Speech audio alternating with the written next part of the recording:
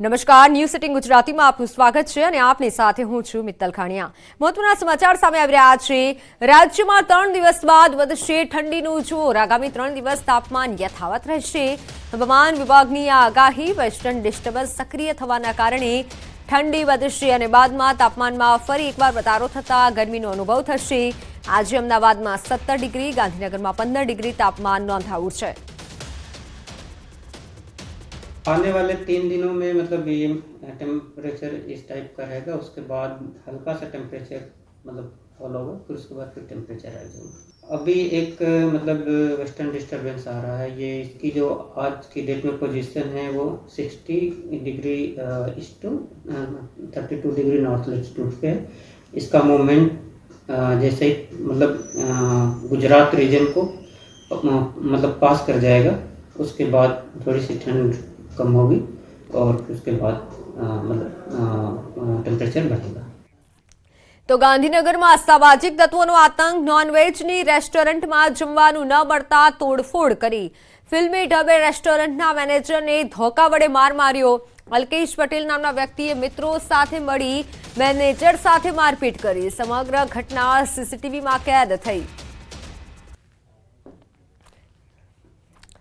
ઘટનાના CCTV footage સામે આવ્યા છે। અસામાજિક તત્વોનો આતંક વધી રહ્યો છે। ગાંધીનગરના આ દ્રશ્યો જ્યાં નોનવેજની રેસ્ટોરન્ટમાં જમવાનું ન મળતા તોડફોડ કરવામાં આવી। રેસ્ટોરન્ટના મેનેજરને ધોકા વડે માર માર્યો અને મારામારીના દ્રશ્યો કેદ થયા સીસીટીવીમાં। સીસીટીવી ફૂટેજ સામે આવ્યા છે। પોલીસે પણ હાલ તપાસ હાથ ધરી છે, પરંતુ ગાંધીનગરના દ્રશ્યો છે। સામાજિક તત્વોનો આતંક વધી રહ્યો છે। નોનવેજની રેસ્ટોરન્ટમાં જમવાનું ન મળ્યું તો તોડફોડ કરી દીધી અને રેસ્ટોરન્ટના મેનેજરને ધોકા વડે માર માર્યો। મારામારીના દ્રશ્યો સામે આવ્યા છે, જેમાં ઘણા લોકો એકઠા પણ થઈ ગયા હતા। ઘટનાના સીસીટીવી ફૂટેજના આધારે પોલીસે તપાસ હાથ ધરી છે।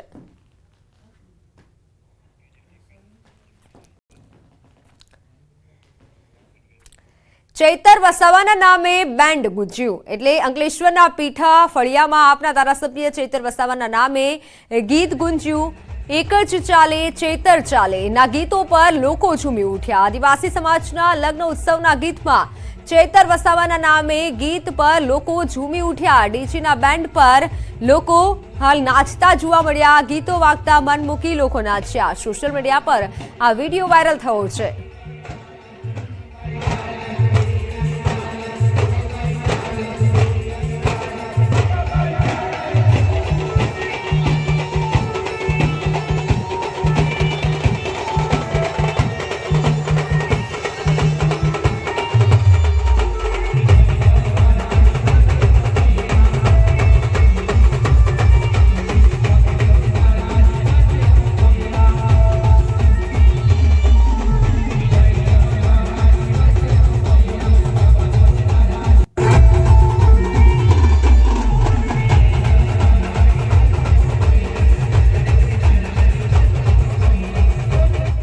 તો એક મહત્વના સમાચાર મળી રહ્યા છે। રાજકોટ ચોટીલા હાઈવે પરની ઘટના, જેમાં વામણબોર ટોલ નાકા પાસે ટ્રકમાં અચાનક જ આગ લાગી।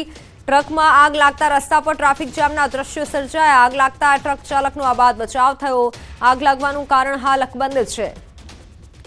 આગના દ્રશ્યો પણ સામે આવ્યા છે, જેમાં એક ટ્રકમાં આગ લાગી, જેથી ટ્રાફિક જામના દ્રશ્યો પણ સર્જાયા। આગ લાગતા જ ટ્રક ચાલકનો જોકે આબાદ બચાવ કરવામાં આવ્યો। રાજકોટ ચોટીલા હાઈવે પરની આ ઘટના।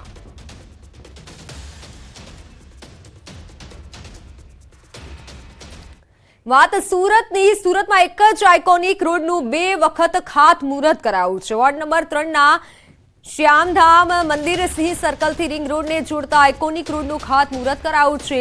પહેલા વિપક્ષ દ્વારા રોડનું ગઈકાલે ખાતમુહૂર્ત કરાયું હતું, ત્યારબાદ આદેશ શાસક પક્ષે આ રોડનું ખાતમુહૂર્ત કર્યું છે। આજે મંત્રી પ્રફુલ પાનસેરિયાના હસ્તે આઇકોનિક રોડના ખાતમુહૂર્તનું અને સાથે જ 35 કરોડના ખર્ચે આઇકોનિક રોડનું નિર્માણ કરાશે। તેવામાં રોડ બનવા પાછળ સત્તા પક્ષ અને વિપક્ષ બંને પોતાનું યોગદાન હોવાનો દાવો કરી રહ્યા છે।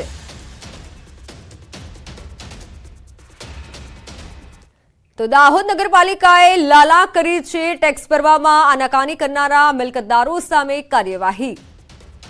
નગરપાલિકાએ 24 કલાકમાં 16 દુકાનોને સીલ કરી છે। પડાવ તેમજ ગોધી રોડની નૂર સ્ક્વેર બિલ્ડિંગની દુકાનો સીલ કરાઈ છે. ગોધી રોડ પર 12 દુકાનો તેમજ પડાવમાં 4 દુકાનો સીલ કરાઈ છે.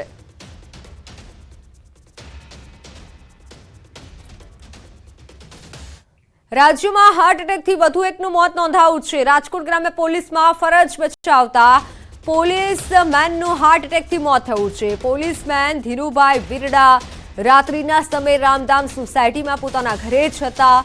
રાત્રે સૂતા સમયે તેમને હાર્ટ એટેક આવ્યો. પોલીસમેનનું હાર્ટ એટેકથી મોત થતા પોલીસ પરિવારમાં શોકનું મોજું ફરી વળ્યું છે.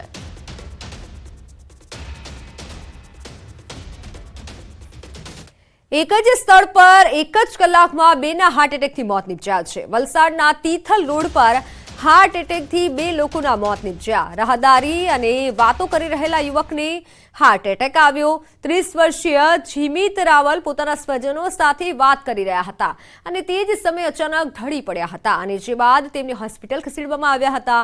તો 1 કલાક અગાઉ તિથલ રોડ પરના વોકિંગ ટ્રેક પર રાહદારીને હાર્ટ એટેક આવ્યો હતો અને અચાનક ઢળી પડ્યા હતા. જિલ્લાના સિવગી ગામના 51 વર્ષીય રાજેશ સિંધે નામના વ્યક્તિ ઘરેથી એક નોકરી જવા માટે ચાલતા નીકળ્યા હતા અને ત્યારે તિથલ રોડ પર વોકિંગ ટ્રેક પર જ ઢળી પડ્યા. તો આ બનાવ બાદ આસપાસના લોકો એકઠા થઈ ગયા હતા અને 108ને બોલાવવામાં આવી હતી અને તેઓને મૃત જાહેર કરાયા હતા. વધુ આશ્ચર્યની વાત તો એ પણ છે કે તિથલ રોડ પર જ વહેલી સવારે કલાકમાં 2 અલગ અલગ બનાવોમાં હાર્ટ એટેકથી બંનેના મોત નીપજ્યા છે.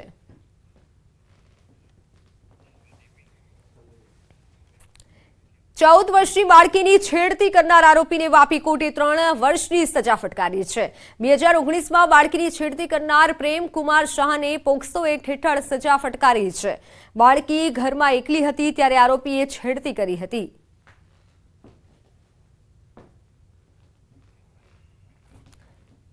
વાત અમદાવાદના અહેમદાબાદમાં હનુમાનજી મંદિરમાં થયેલી પૂજારીની હત્યાનો ભેદ ઉકેલાયો છે. ચોરીના ઈરાદે આવેલા યુવકે પૂજારીની હત્યા કરી. આરોપી ચોરી કરવા અને પૂજારી જાગી જતા બૂમાબૂમ કરતા યુવકે માથામાં ઘા મારી પૂજારીની હત્યા નિપજાવી હતી. ખેડા એલસીબીએ આરોપીને પકડવા લગભગ 2000 વ્યક્તિઓને શંકાના દાયરામાં લઈ તપાસ હાથ ધરી હતી. આરોપી ગુનાહિત ઇતિહાસ ધરાવે છે. અગાઉ હત્યા, ચોરી જેવા ગંભીર ગુના પણ આચરેલા છે અને 2 વખત જેલમાંથી ફરાર પણ થયેલો છે.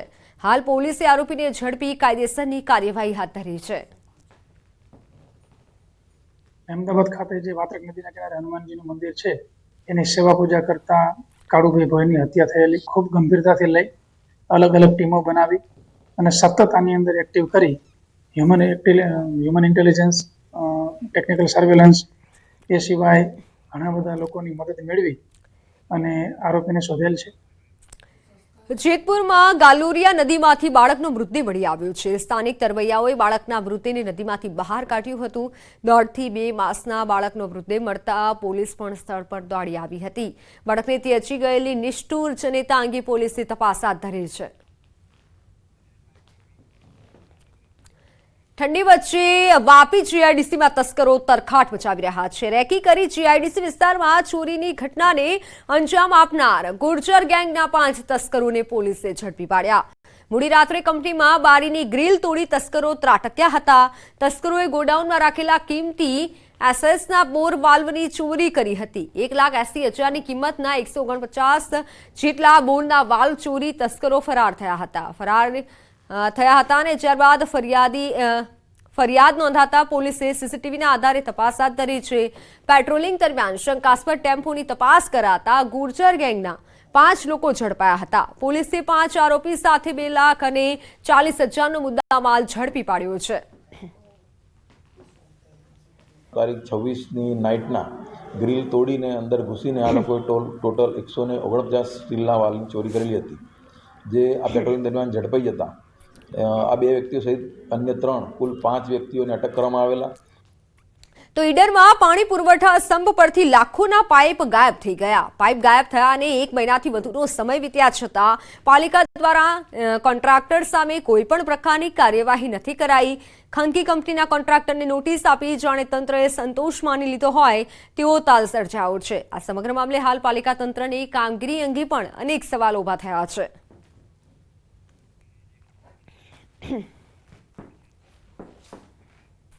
તો વાત હવે વાલીઓ સાવધાનીની.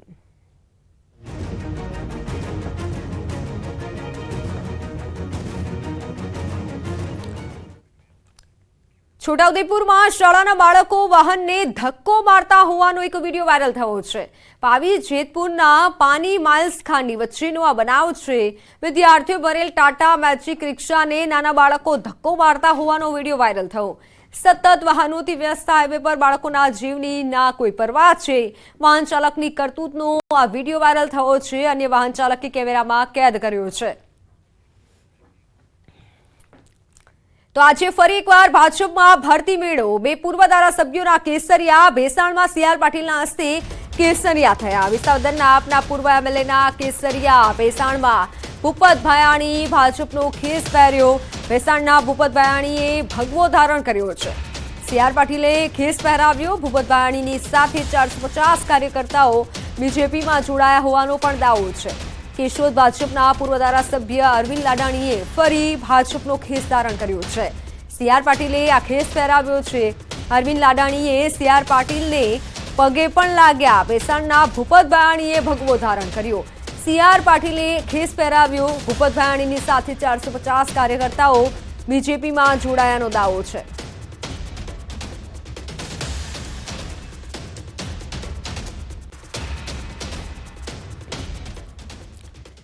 તો ચૂંટણી પહેલા ધોરાજી બાદ હવે જેતપુર આપને ઝટકો લાગ્યો છે. જામ કંડોરણા બેઠકના આપના ઉમેદવારનું રાજીનામું. ઉમેદવાર રહેલા રોહિત ભુવાનું આપમાંથી રાજીનામું. 2022માં જામ કંડોરણા બેઠકના આમ આદમી પાર્ટીના ઉમેદવાર હતા રોહિત ભુવા. આજે આમ આદમી પાર્ટીના તમામ હોદ્દાઓમાંથી અને તેમજ પ્રાથમિક સભ્ય પદેથી હું આજે રાજીનામું આપું છું. અંગત પ્રશ્નોના કારણે હું આજે રાજીનામું આપું છું. ના, હજી કોઈ ચર્ચા નથી ને છતાંય આગામી દિવસોમાં કાર્યકર્તાઓ સાથે ચર્ચા કરી અને એમની સાથે પરામર્શ કરીને પછી આગળ નક્કી કરશું. ગુજરાતમાં સૌપ્રથમવાર 360 ડિગ્રી ફૂલ મિશન બ્રિજ નેવિગેશન સિમ્યુલેટર દ્વારા અભ્યાસ કરાવાશે. ગણપત યુનિવર્સિટીમાં મરીન એન્જિનિયરિંગ અભ્યાસક્રમમાં આ મશીન શરૂ કરાયું છે. સિમ્યુલેટર દ્વારા જહાજ કંટ્રોલ કેબિનમાં ઊભા જ ક્રૂઝ મેમ્બર સાથે વિદ્યાર્થીને 360 ડિગ્રી એટલે કે દરિયાની વચ્ચે જહાજના કંટ્રોલ રૂમમાં હોય તેવો અનુભવ થાય છે. અને એટલે વિદ્યાર્થીઓ દરિયામાં ગયા જહાજના કંટ્રોલ કેબિનમાં રહી અને પ્રેક્ટિકલ અભ્યાસનો અનુભવ કરી શકશે. આ સિમ્યુલેટરમાં 3D ચશ્માની જરૂર નહીં રહે. આ સિમ્યુલેટર નવા શિપ મોડલ્સની જરૂરિયાતો અનુસાર અંદાજે 3 થી 4 કરોડના ખર્ચે બનાવાયું છે. આ સિમ્યુલેટરના અભ્યાસથી વિદ્યાર્થીઓને અલગ અલગ અનુભવ મળી શકશે અને ઉજ્જવળ ભવિષ્યનો પાયો નાખી રહ્યા છે.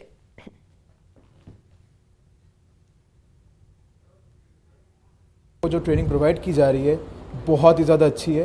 यहाँ की फैसिलिटी मैंने बाकी इंजीनियरिंग कॉलेजेस के मुकाबले बहुत ज़्यादा अच्छी पाई है और यहाँ पे हमारे पास आसपास आप देख पाएंगे जैसी भी फैसिलिटीज़ है हमको ऐसा लगता है कि हम ओरिजिनली में शिप में जिसकी वजह से हमको इधर सीखने के लिए एक बहुत ही अच्छा एक्सपीरियंस और अनुभव प्राप्त होता है. આ સિમ્યુલેટર એકચ્યુઅલી ગુજરાતમાં ફર્સ્ટ ટાઈમ છે અને લગભગ 3 થી 4 કરોડના ખર્ચે બનાવવામાં આવેલું છે અને ખાસિયત એ છે કે 360 ડિગ્રી તમે કોઈપણ ડાયરેક્શનમાં તમારે જોવું હોય તો તમે કોઈપણ ડાયરેક્શનમાં બ્રિજ ઉપર ઊભા તમે જોઈ શકો છો. તો પાછળથી આવતી શિપ, તમારે આગળથી ક્રોસ કરતી શિપ, કોઈપણ ડાયરેક્શનમાંથી શિપ આવતી હોય અથવા તો કોઈપણ નેવિગેશનલ હઝર્ડ્સ હોય તો તમે અહીંયા બ્રિજ ઉપરથી આ સિમ્યુલેટરમાં તમે એનો एक्सपीरियंस કરી શકો છો. हम यहाँ बच्चे रियल टाइम सिनेरियो में सीखते हैं कि उनको अलग अलग सिचुएशंस में कैसे एक्ट करना है, कैसे उनको यहाँ पे एक्शंस लेने हैं, कब कोई कौन सा वेदर रहेगा, कब कौन सा सिचुएशन आएगा, उसके हिसाब से क्या एक्शन लेना है वो यहाँ पे उनको हम लोग बताते हैं, यहाँ पे ट्रेनिंग कराते हैं. પરિશ્રમ એ જ પારસ મળી. આ યુક્તિને વાપી જીઆઈડીસીમાં એક કંપની ચલાવતા સંચાલકે સાર્થક કરી છે. વાપીમાં રહેતા ચંપકભાઈ મગનભાઈ પટેલ લાખો યુવાનો માટે પ્રેરણારૂપ બન્યા છે. વલસાડના પારડીના બરાઈ ગામમાં એક ગરીબ પરિવારમાં જન્મેલા ચંપકભાઈ 15 પૈસાની નોકરી કરતા હતા, પરંતુ પરિવારનું ગુજરાન આટલી ઓછી આવકમાં ન થતું હોવાથી તેઓએ નોકરી છોડી પોતાનો વ્યવસાય શરૂ કર્યો. ચંપકભાઈએ શૂન્યમાંથી સર્જન કરી આજે સફળતાના ટોચ પર પહોંચ્યા છે. વર્ષ 1978માં કંપનીના શેડ બનાવવાનું શરૂ કરી તેમાંથી ફેબ્રિકેશનના સાધનોથી લઈ સ્વતંત્ર વ્યવસાય શરૂ કર્યો અને આજે MMTE ઇન્ડિયા નામની કંપની શરૂ કરી અને ઇન્ડસ્ટ્રીયલ ઓવરહેડ ક્રેન બનાવવાની શરૂઆત કરી. ચંપકલાલ પટેલની કંપની અત્યારે દુનિયાના 10 દેશોમાં ક્રેન સપ્લાય કરેલ છે અને કરોડો રૂપિયાનું ટર્નઓવર પણ કરે છે. ચંપકભાઈ અત્યારે પોતાની 4 કંપનીઓમાં 1000થી વધારે યુવાનોને રોજગારી પૂરી પાડે છે. આમ સંઘર્ષથી લઈ અને સફળતા સુધી પહોંચવામાં તેમને અનેક મુશ્કેલીઓનો સામનો કરવો પડ્યો હતો. 15 પૈસામાં મને નોકરી લઈ ગયા અને 15 પૈસાથી મેં શરૂઆત કરી અને આર્થિક પરિસ્થિતિ અમારી ઘણી નબળી હતી. આજે અમારી ક્રેનો છે જે અમે અહીંયાથી સપ્લાય કરીએ છીએ, અમે બહારના વિદેશોમાં પણ સપ્લાય કરીએ, અમે 10થી વધારે દેશોમાં સપ્લાય કરી રહ્યા છીએ. અહીંયા વાપીની સૌથી મોટી ક્રેન અમે લાસ્ટ મંથ જ એક્સપોર્ટ કરી છે અહીંયાથી અમે 50 ટનની કેનિયામાં. મેં આશરે અહીંયા 15 વર્ષથી છું. અહીંયા ચંપકભાઈ સર જોડે અમે સાથે એમનાથી મને ઘણું બધું શીખવા મળ્યું. એમણે શૂન્યમાંથી સર્જન કર્યું. અમારા જેવા હજારો યુવાનો અહીંયા કામ કરે છે. મહેસાણાના ઊંઝામાં આવેલ ઉમિયા માતાજીના મંદિરને અ કક્ષાના તીર્થસ્થાનમાં સમાવેશ કરાયો છે. ઉમિયા માતાજી મંદિર હોદ્દેદારોએ આ અંગે મુખ્યમંત્રીનો આભાર માન્યો છે. અગાઉ આ મંદિર બ કક્ષામાં હતું, જે અ કક્ષામાં સમાવેશ કરાતા લોકોમાં ખુશીનો માહોલ છે. ઐતિહાસિક મંદિરમાં દર વર્ષે 75 લાખ ભક્તો દર્શનાર્થે આવતા હોય છે. તો શિયાળામાં વિદેશી યાયાવર પક્ષીઓ બનાસકાંઠાના સરહદી વિસ્તાર નડાબેટ ખાતે આવે છે. વિવિધ પ્રકારના વિદેશી પક્ષીઓ અહીં આવી મહેમાન બને છે. નડાબેટ ખાતે આવેલું રણ ફ્લેમિંગો નામના આ પક્ષીથી ઉભરાઈ ગયું છે. આ ફ્લેમિંગો ઇઝરાયલ, ઈરાન, અફઘાનિસ્તાન અને પાકિસ્તાનથી માઇગ્રેટ થઈ આવે છે. 3 ફૂટની ઊંચાઈ ધરાવતું અને પાંખો ખોલ્યા બાદ લગભગ 6 ફૂટની પહોળાઈ ધરાવતું ફ્લેમિંગો નામનું આ પક્ષી ભારતમાં એક દુર્લભ પક્ષી છે અને અત્યારે આ દુર્લભ પક્ષીથી નડાબેટનું રણ ઉભરાઈ ગયું છે. ફ્લેમિંગો સહિત અનેક વિવિધ પ્રકારના પક્ષીઓ આવે છે, જેને જોવા માટે પર્યટકો પણ દૂર દૂરથી અહીં આવે છે. દેશની સરહદો માત્ર લોકો માટે હોય છે, પરંતુ પક્ષીઓ માટે કોઈ સરહદો નથી હોતી. બ્રહ્માસ દેશના જે રાષ્ટ્રીય પક્ષી છે ફ્લેમિંગો, તે ફ્લેમિંગો 7 સમુદ્ર પાર કરીને ભારત આવી પહોંચ્યું છે. આપને સીધા જ દ્રશ્યો બતાવીશ આ ફ્લેમિંગો પક્ષીના કે જે ઈરાક, અફઘાનિસ્તાન અને ઈરાનમાં જોવા મળે છે અને શિયાળાની શરૂઆત થતાં જ જે આ ફ્લેમિંગો પક્ષી છે તે અહીંયા ભારતની મુલાકાતે આવે છે અને નડાબેટની અંદર જે રણ આવેલું છે, આ રણમાં જે પાણીનો ભરાવો થાય છે, ત્યાં પાણીના ભરાવામાં પોતાનો પ્રજનન ક્રિયા માટે આ વિદેશથી 7 સમુદ્ર પાર કરીને આ પક્ષીઓ આવતા હોય છે અને ફેબ્રુઆરીથી અંત સુધી આ પક્ષીઓ જે છે તે ભારતમાં જ રોકાતા હોય છે અને પ્રજનન ક્રિયા બાદ આ જે પક્ષીઓ છે તે ફેબ્રુઆરી બાદ ભારતથી પરત પોતાના દેશમાં ફરતા હોય છે. કિશોર તુવર, ન્યૂઝ 18 ગુજરાતી, બનાસકાંઠા. તો સમાચારોમાં હાલ રોકાઈશું વિરામ માટે.